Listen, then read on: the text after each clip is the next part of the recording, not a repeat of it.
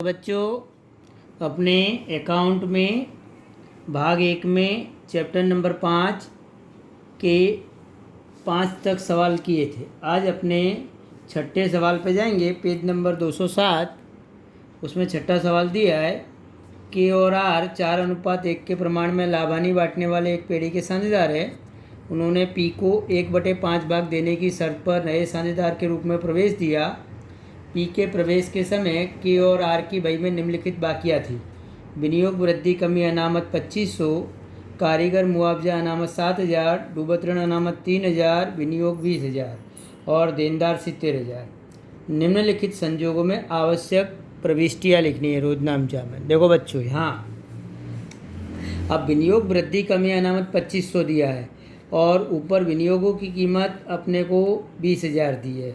और पहला मुद्दा क्या दिया है इसमें कि यदि विनियोग की बाजार कीमत निम्नानुसार हो, सर्वप्रथम 19,500 हो, तो यहाँ विनियोग वृद्धि कमी अनामत जो दिया है 2,500, उसमें से 500 रुपये के नुकसान को पहले अपने ध्यान में लेंगे।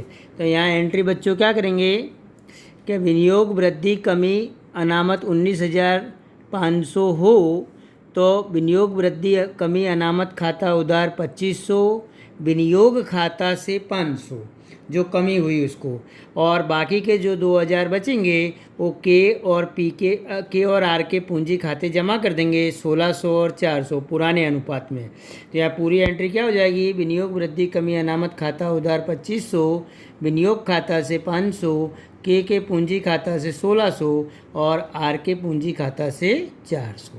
इस प्रकार अपने इस सवाल की एंट्री करेंगे। उसी सवाल के अंदर दिया है कि विनियोग की कीमत यदि 22,000 रुपये हो, तो यहाँ देखो बच्चों 2,000 रुपये की वृद्धि हुई और इस वृद्धि को अपने कहाँ ले जाएंगे, पुनः मूल्यांकन खाते में जमा कर देंगे।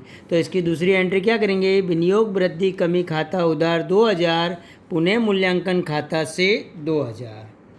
अब जो 2,500 रुपये विनियोग वृद्धि कमी अनामत था उसको अपने के और आर के बीच बांट देंगे। तो उसकी एंट्री क्या करेंगे, विनियोग वृद्धि कमी का अनामत खाता उधार 2,500, के पूंजी खाता से 2,000 और 500 पी के आर के पूंजी खाता से 500, यानी 4 अनुपात पुराने अनुपात में इसको बांट देंगे। अब बच्चों देखो सवाल नंबर 6 के अंदर दूसरा पॉइंट दिया है कि यदि कारीगर मुआवजा का दावा निम्नानुसार स्वीकार किया जाए। पहले कारीगर मुआवजा का दावा कितना दिया है 7,000 और स्वीकार कितना करना है 6,000। तो सर्वप्रथम अपने 6,000 को इसमें से कम करेंगे और बाकी का बचेगा 1,000 उसको के और आर के बीच बांट देंगे। तो यहाँ एंट्री क्या करेंगे कि कारीगर मुआवजा अनामत खाता उधार 7,000, कामदार मुआवजा के प्रावधान खाता से 6,000 रुपये और बाकी जो बचा 1,000 उसको के पूंजी खाता से 800 और आर के पूंजी खाता से 200। इस प्रकार अपने इसको बांटेंगे। उसी के अंदर फिर दूसरा दिया है, यदि कारीगर मुआवजा का दावा 8,500 किया जाए। पहले कितना दिया दावा 7,000 और यहाँ कितना कर दिया 8,500। तो इसकी एंट्री क्या करेंगे, कामदार दुर्घटना मुआवजा का अनामत खाता उधार 7,000, पुनः मूल्यांकन खाता उधार 1,500 और कामदार मुआवजा अनामत खाता के प्रावधान खाता से 8,500। इस प्रकार अपने इसकी एंट्री करेंगे। अब देखो बच्चों तीसरा दिया है, यदि देनदार पर डूबत ऋण अनामत रखना आवश्यक हो। अब देखो देनदारों पर डूबत ऋण अनामत रखना आवश्यक हो तो यहाँ सर्वप्रथम कितना दिया है 4,000। अब 4,000 रुपये घालखात अनामत रखी है। अब यहाँ अपने ऊपर दिए डूबत ऋण अनामत 3,000 और इधर दिए नीचे 4,000। तो 1,000 रुपये जो बचा उसकी एंट्री पहले करेंगे। तो डूबत ऋण अनामत की 1,000 की एंट्री करनी है अपने, तो उसकी क्या एंट्री करेंगे, पुनः मूल्यांकन खाता उधार 1,000, डूबत ऋण अनामत खाता से 1,000। इस प्रकार अपने दर्शाएंगे। अब देखो बच्चों यहाँ यदि दूसरे में दिया है कि यदि डूबत ऋण अनामत 2,500 रखनी हो, तो 2,500 रखनी है अपने डूबत ऋण अनामत। तो पहले जो 500 रुपये है उसको अपने पुनः मूल्यांकन खाते ले जाएंगे। तो उसकी एंट्री क्या करेंगे, डूबत ऋण अनामत खाता उधार 500, पुनः मूल्यांकन खाता से 500। इस प्रकार अपने एंट्री करेंगे। और तीसरी शर्त में क्या दिया है कि 2000 रुपये डूबत ऋण अपलिखित करने के बाद डूबत ऋण अनामत 10% रखनी है। तो सर्वप्रथम इसमें अपने 2000 रुपये पहले एंट्री डूबत ऋण रखेंगे। डूबत ऋण खाता उधार 2000, देनदार खाता से 2000। फिर 2000 रुपये की एंट्री इसको कहाँ ले जाएंगे, डूबत ऋण को डूबत ऋण अनामत खाते ले जाएंगे। तो डूबत ऋण जो उधार किया था वो क्या हो जाएगा, जमा, और डूबत ऋण अनामत क्या हो जाएगा, उधार। तो इसकी क्या एंट्री होगी, डूबत ऋण अनामत खाता उधार 2000, डूबत ऋण खाता से 2000। और तीसरी एंट्री जो इसमें डिफरेंस की रकम बचेगी 5800 रुपये, वो कैसे बचेगी, देखो डूबत ऋण 2000 और 6800 डूबत ऋण अनामत, तो कितने हुए, उसमें से 70,000 थे, 70,000 के 10% यानी कितने हुए 2000, वो मिला के 8800 हुए। 8800 में घालकर अनामत डूबत ऋण अनामत कितनी रखी थी अपने 3000, तो बाकी कितने बचे 5800। 5800 यानी पुनः मूल्यांकन खाता उधार 5800, डूबत ऋण अनामत खाता से 5800। इस प्रकार की अपने एंट्री करेंगे। बराबर बच्चों। अब देखो, अब सवाल नंबर 7वें पे जाएंगे अपने। ए और बी समान भाग में लाभानी बांटने वाले साझेदार हैं। उन्होंने सी को 1/4 भाग देने की शर्त पर पेड़ी में प्रवेश दिया। सी के प्रवेश के समय ए और बी पक्की तलपट में निम्नलिखित बाकियाँ थी।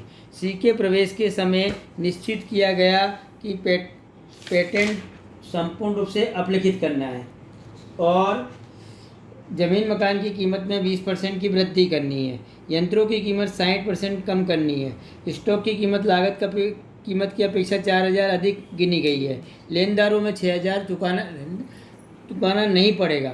आवश्यक रोजनामचा लिख के पुनः मूल्यांकन खाता तैयार करना है। देखो बच्चों, यहाँ सर्वप्रथम अपने जो कीमत अपलिखित करनी है, बराबर, वह कीमत को ध्यान में दे। अब देखो, यहाँ टोटल पेटेंट की कीमत ऊपर कितनी दी है 30,000, जो पूरी अपलिखित करनी है।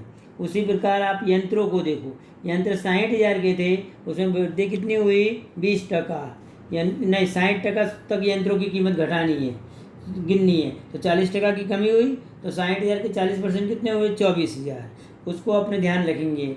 और तीसरा दिया स्टॉक की 35,000 है, नीचे कीमत कितनी दी है 4000 अधिक गिनी गई है, तो 4000 वो लेंगे। तीन को अपने क्या करेंगे, पुनः मूल्यांकन खाता उधार और पेटेंट खाता से 30,000, यंत्र खाता से 24,000, स्टॉक खाता से 4,000। जब संपत्ति की कीमत में कमी हो तो अपने पुनः मूल्यांकन खाते उधार करते हैं, और यदि संपत्ति की कीमत में वृद्धि हो तो पुनः मूल्यांकन खाते जमा करते हैं। यहाँ तीन में कमी हो रही है और इसलिए अपने ने पुनः मूल्यांकन खाता उधार किया, तीनों खाते जमा किया। अब देखो बच्चों, यहाँ जमीन मकान और लेनदारों में वृद्धि हो रही है, दिया है यहाँ। देखो, जमीन मकान की कीमत में 20% की वृद्धि, तो 1,80,000 की 20% यानी 36,000, और लेनदारों को 6,000 चुकाना नहीं पड़ना है, ये भी अपना एक लाभ हुआ, तो इसको भी अपने पुनः मूल्यांकन जमा करेंगे। तो इसकी एंट्री क्या हो जाएगी, जमीन मकान खाता उधार 36,000, लेनदार खाता उधार 6,000, पुनः मूल्यांकन खाता से 42,000। इस प्रकार एंट्री करेंगे। और जो पुनः मूल्यांकन खाता आपने तैयार करें, उस पुनः मूल्यांकन खाते में उधार बाजू, जैसे पुनः मूल्यांकन खाता यहाँ उधार हुआ तो उधार की रकम बताने की, जमा हुआ हो तो जमा की रकम बताने की, और अंतर में इधर क्या हो रही है, हानि हो रही है। वो हानि कितनी हो रही है बच्चों, 16,000। तो 8,000 ए और बी के बीच समान प्रमाण में बांट देंगे, समान प्रमाण में लाभ हानि बांटते। इस प्रकार का एक पुनः मूल्यांकन खाता भी तैयार करना है अपने को यहाँ, और उसकी 8,000 की एंट्री अपने क्या करेंगे, यहाँ 8,000 की एंट्री करेंगे। ए का पूंजी खाता उधार 8,000, बी का पूंजी खाता उधार 8,000, और पुनः मूल्यांकन खाता से 16,000। इस प्रकार आपको ये सवाल पूरा करना है। देखो बच्चों, आज से अपने बड़े सवालों पे जा रहे हैं। अब बड़े सवालों पे जाते समय एक ध्यान रखना है आपको कि यहाँ बड़े सवालों के लिए इस सवाल के अंदर आपको रोजनामचा भी लिखना है, पुनः मूल्यांकन खाता बनाना है, पूंजी खाता बनाना है, नकद / बैंक खाता बनाना है, और पक्की तलपट बनानी है। देखो, अब मैंने आपको रोजनामचा बनाया नहीं है, परंतु मैं समझाऊंगा आपको रोजनामचा, और यहाँ अपने सवालों को करना है। बराबर बच्चों। देखो, पुनः मूल्यांकन खाता तैयार कर रहे हैं अपने, और यहाँ अपने सवाल को पहले पढ़ लेते हैं। आवा और बीना 2:1 के प्रमाण में लाभानी बांटने वाले एक पेड़ी के साझेदार है। आभा और मीना 2:1 के प्रमाण में लाभानी बांटने वाले एक पेढ़ी के साझेदार हैं। तारीख 31/3/17 के दिन उनकी पेढ़ी की पक्की तलपट निम्नानुसार दी है, जो पक्की तलपट आपको बुक में दी है, और कुछ समायोजन दिए। इनको ध्यान में रख के अपने इस सवाल को करना है बच्चों। देखो बच्चों, यहाँ अपने सर्वप्रथम अपने पुनः मूल्यांकन खाता, साझेदारों का पूंजी खाता और रिसिल का भी पूंजी खाता और नकद ऑब्लिक बैंक खाता और पक्की तलपट, इस प्रकार 4 खाते बनाएंगे और एक रोजनामचा बनाएंगे लास्ट में। अब रोजनामचा के अंदर भी आपको एंट्री करनी है, ध्यान देना है बच्चों। अब देखो यहाँ सर्वप्रथम पूंजी दी है 80,000 60,000 पूंजी खाते में अपने जमा कर देंगे, बाकी आगे लाए 80,000 60,000। सामान्य अनामत दिया है, सामान्य अनामत को अपने बांट देंगे पुराने प्रमाण में 2:1 में। तो यहाँ लिखे अपने सामान्य अनामत 12,000 6,000 और उसकी एंट्री क्या करेंगे, सामान्य अनामत खाता उधार आभा के पूंजी खाता से और बीना के पूंजी खाता से, ऐसा अपने एक रोजनामचा लिखेंगे सामान्य अनामत का। फिर आपको कामदार दुर्घटना मुआवजा अनामत दिया है। देखो बच्चों, यहाँ कामदार दुर्घटना मुआवजा अनामत कितना दिया है, 4500। तो दोनों के बीच यहाँ मैंने बांट दिया, कामदार दुर्घटना मुआवजा 3,000 और 1,500 2:1 में बांट दिया। फिर आपको विनियोग अनामत दिया यहाँ बराबर 28,000। अब वो विनियोग अनामत जो 28,000 दिया है उसमें नीचे आपको ध्यान देना है कि यहाँ सब जो समायोजन दिए उनको भी ध्यान में लेकर चलना है। तो विनियोग अनामत 28,000 इसको अपने करते हैं। अब देखो बच्चों, यहाँ अपने विनियोग अनामत जो दिया है उसको इधर 1,500 रुपये से अपने ने बांटा है। देखो इधर ध्यान देना बच्चों, यहाँ अपने विनियोग अनामत की रकम 1,500 दी है। अब 1,500 रुपये को भी बांट दो, तो इसकी क्या एंट्री करेंगे, विनियोग अनामत खाता उधार 1,500, आभा के पूंजी खाता से 1,000, बीना के पूंजी खाता से 500।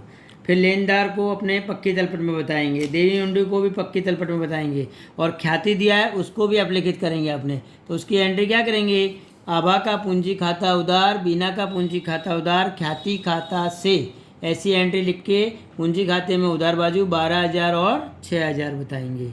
फिर ज़मीन मकान को कम ज़्यादा करना है, अपने समायोजनों को ध्यान में लेंगे तब देखेंगे, यंत्रों को भी तभी देखेंगे, स्टॉक को भी तभी देखेंगे, देनदारों को भी बाद में देखेंगे। अब विज्ञापन प्रचार खर्च दिया है यहाँ बच्चों। देखो विज्ञापन प्रचार खर्च 6,000 है, इसको भी अपने बांट देंगे और इसकी क्या एंट्री करेंगे, आभा का पूंजी खाता उधार 4,000, बीना का पूंजी खाता 2,000 और विज्ञापन प्रचार या अभियान खर्च खाता से 6,000। इस प्रकार इसकी एंट्री करनी है बच्चों। देखो बच्चों, अब समायोजनों को अपने खास देना है। रिसिल पूंजी के रूप में कितना लाया, 1,000 और ख्याति के रूप में 24,000। अब देखो यहाँ अपने रिसिल पूंजी लाया तो क्या एंट्री करते हैं, नकद ऑब्लिक बैंक खाता उधार रिसिल का पूंजी खाता से। तो रिसिल के पूंजी खाते में जमा बाजू नकद ऑब्लिक बैंक खाता, और वह ख्याति के रूप में कितना लाया था, 24,000 रोकड़ा लाया था।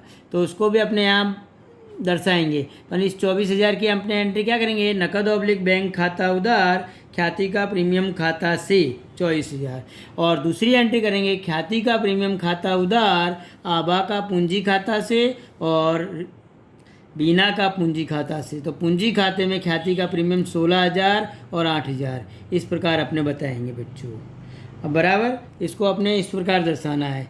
अब देखो बच्चों, यहाँ अपने ज़मीन मकान की कीमत 17,000 बढ़ानी है, तो इसको अपने पुनः मूल्यांकन में बताएंगे 17,000 को। तो क्या एंट्री करेंगे, पुनः मूल्यांकन खाते में जमा करेंगे। तो एंट्री क्या होगी, ज़मीन मकान खाता उधार पुनः मूल्यांकन खाता से 17,000, और जो पक्की तलपट बनाएंगे उस पक्की तलपट में आपको या ज़मीन मकान की जो कीमत दी है उसमें 17,000 जोड़ के बताने हैं आपको। ध्यान रखना बच्चों, यहाँ 17,000 जोड़ के बताएंगे अपने। अब देखो बच्चों आगे, अब यहाँ देखो, फिर ज़मीन मकान की कीमत हो गई, यंत्रों की कीमत 32,000 સુધી तक घटानी है। अब देखो 32,000 तक घटानी है। यंत्र अपने को जो दिए यहाँ कितने दिए, 40,000, तो 32,000 तक घटानी है, तो 8,000 की कमी हुई। तो इसकी क्या एंट्री करेंगे, यंत्र खाता को अपने जमा करेंगे, पुनः मूल्यांकन खाता को उधार करेंगे। तो एंट्री हो जाएगी पुनः मूल्यांकन खाता उधार 8,000, यंत्र खाता से 8,000। इस प्रकार अपने बताएंगे बच्चों। फिर अपने देनदारों पर 10% गालखात डूबत ऋण अनामत रखनी है। अब देखो देनदारों पर 10%, अब यहाँ जो देनदार दिए बच्चों कितने दिए, यहाँ देनदार पीछे देखो पक्की तलपट में मैंने बताया, यहाँ पक्की तलपट में देनदार यहाँ दिए आपको 24,000 के, 10% कितने हुए 2400। तो इधर कम करके बताएंगे 2400 और पुनः मूल्यांकन में अपने उधार बाजू बताएंगे। तो इसकी क्या एंट्री करेंगे, पुनः मूल्यांकन खाता उधार 2400 और पुनः मूल्यांकन खाते में बताने से पहले एक और ध्यान देना है बच्चों। देखो यहाँ डूबत ऋण अनामत पहले 400 दी है, 2000 दी है। देखो सवाल में देखो आप लोग देनदारों में 24,000 में से 2000 कम किए, तो 2000 को ध्यान में नहीं लेना है, मतलब 2400 में से 2000 घटा दो तो कितने हुए 400। तो 400 ही यहाँ बताएंगे। पुनः मूल्यांकन खाता उधार 400, डूबत ऋण अनामत खाता से 400, इस प्रकार अपने बताना है बच्चों। फिर देखो चुकाने का बाकी बिजली खर्च 1100, उसकी भी एंट्री करेंगे। तो पुनः मूल्यांकन खाता उधार 1100, चुकाना बाकी बिजली खर्च खाता से 1100 और इसकी दूसरी असर आर्थिक चिट्ठा में अपने पूंजी दायित्व बाजू बताएंगे। और इसका टोटल करने पे 17,000 रुपये जो लाभ टोटल होगा, 17,000 में से 7,500 लाभ आया, इस लाभ को अपने कहाँ ले जाएंगे, साझेदारों के पूंजी खाते। तो इसकी क्या एंट्री करेंगे, पुनः मूल्यांकन खाता उधार 7,500, आभा के पूंजी खाता से 5,000 और बीना के पूंजी खाता से 2,500, 2:1 में बांट दिए और इसको अपने पूंजी खाते में बताए। पुनः मूल्यांकन खाता 5,000 और 2,000। देखो बच्चों अब इनका टोटल करेंगे, इसका लाभ जो निकला उसको पूंजी खाते में, पूंजी खाते का टोटल करेंगे और अंतर की रकम जो आएगी उसको और इसके अंतर की रकम दोनों को कहाँ ले जाएंगे, पूंजी पक्की तलपट में पूंजी दायित्व बाजू ले जाएंगे। अब देखो बच्चों यहाँ अपने नगद खाता भी बनाए। यहाँ नगद खाते में पहले की बाकी 2,000 दी है, 1 लाख रुपये रिसिल पूंजी के रूप में लाया, 24,000 ख्याति का प्रीमियम लाया, टोटल कितना हुआ 1,26,000। 1,26,000 शेष आगे ले गए, इसको अपने पक्की तलपट में बता देंगे 1,26,000 को। अब देखो बच्चों पूंजी खाते की तीनों तीन की बाकी यहाँ आ गई, 1,01,000, 70,500 और 1 लाख, टोटल 2,71,500। लेनदार 28,000 बता दिए, देनी हुंडी 12,000 थी, उसमें कोई परिवर्तन नहीं हुआ। चुकाना बाकी खर्च पीछे अपने एंट्री किए थे 1,100 यहाँ बता दिए। ज़मीन मकान में 17,000 की वृद्धि हुई थी, जोड़ के बाहर निकालेंगे बच्चों। यंत्र में 8,000 की कमी हुई थी, 32,000 यहाँ लाएंगे। स्टॉक 36,000, देनदार 24,000 थे, उसमें 2,400 डूबत ऋण अनामत रखी थी वो घटा दिए, पर अपने एंट्री उधर 400 की है क्योंकि 2,000 पहले दिए हुए थे। और विनियोग 8,000 रुपये और नगद शेष 1,26,000 जो यहाँ से यहाँ लाए। इस प्रकार इस सवाल का टोटल होगा 3,12,600 रुपये से ये खाता बंद करेंगे। कल देखो बच्चों आज अपने ने अकाउंट के अंदर आप लोगों को सवाल नंबर 8 तक मैंने समझाया। अब अपने कल से पुनः सवाल नंबर अगले वीडियो में जाएंगे तब करेंगे और करके मैं हल करके आपको समझाऊंगा। आज तक अपना ये सवाल पूरा होता है। यहाँ ये आपको अपनी नोटबुक में लिखना है, तैयार करना है।